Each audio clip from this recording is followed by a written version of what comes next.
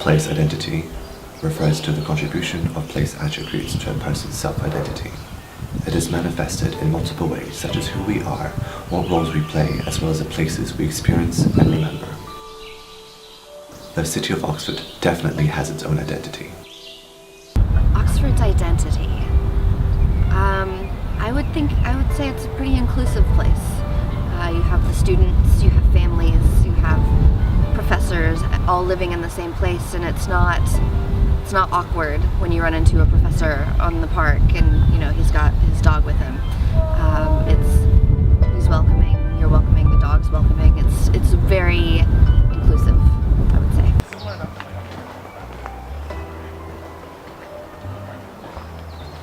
In this short video, we'll be exploring how place identity is formed in Oxford through memory.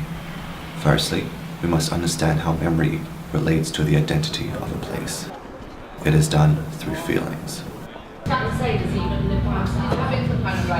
doesn't make sense. I'm confused. Are you still videoing? No, I think probably my favourite place is actually Cowley Road. Just because it's not the city centre, so it you remove yourself from maybe the traditional Oxford scene of the colleges and come to more of an urban area where it's lots of it's a bit more, say, hipster. In a sense, a bit more lively and a bit more maybe down to earth and relaxed atmosphere. By remembering this place, how does it make you feel? I think at home. I've lived along Cowley Road while I've been in Oxford, so it makes you feel a bit more at ease because it's familiar. Also makes you feel just a bit excited because you're walking down it at night and there's always something going on. I think for me, obviously, nightlife is an important aspect of Oxford and it's real prominent, and Cowley Road just brings everything to life. Memory evokes emotions from urban users.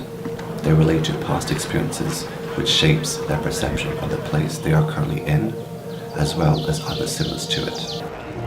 In order for a specific place to become part of the realm of memory, an event needs to occur in it.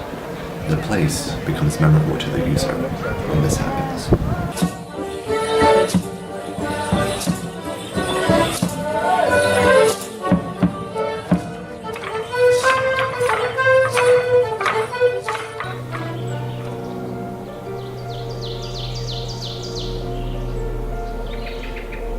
What was the question again?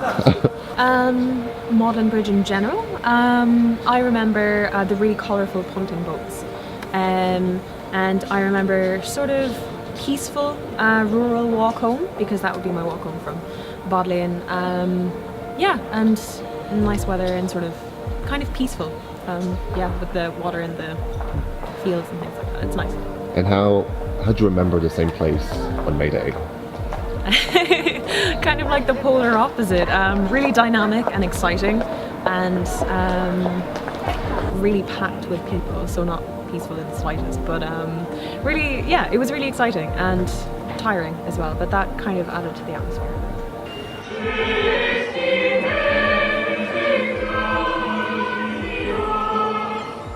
So what do you remember about Magdalen Bridge? It's the nice flat bit after the walk down South Park, or up South Park. It's kind of the gateway to the city from this end of town. Also, I think, obviously, May Day is a prominent part of Magdalen.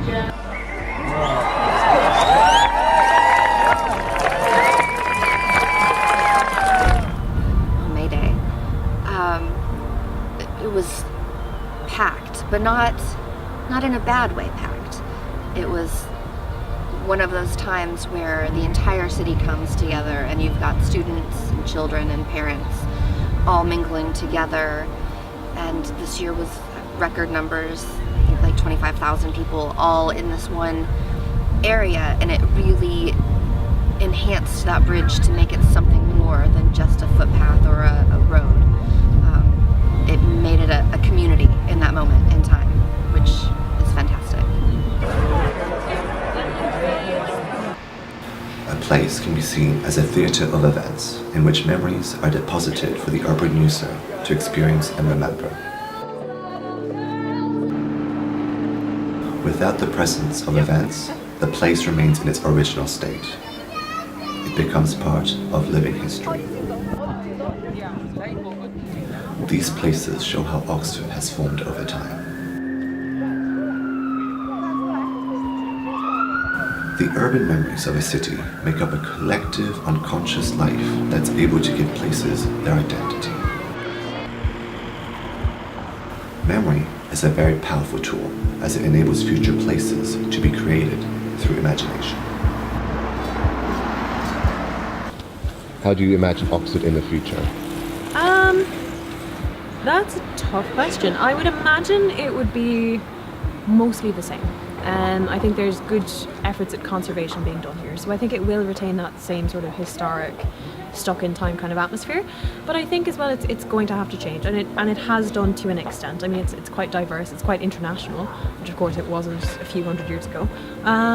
So I think it will be much the same. I think it will retain some of its charm, but I imagine it will have to modernise to some extent. With the city being so historic, it's not going to change a huge amount, personally. Because I think if you look around it, there's the same buildings that have been there for hundreds of years, and those buildings aren't going to go anywhere.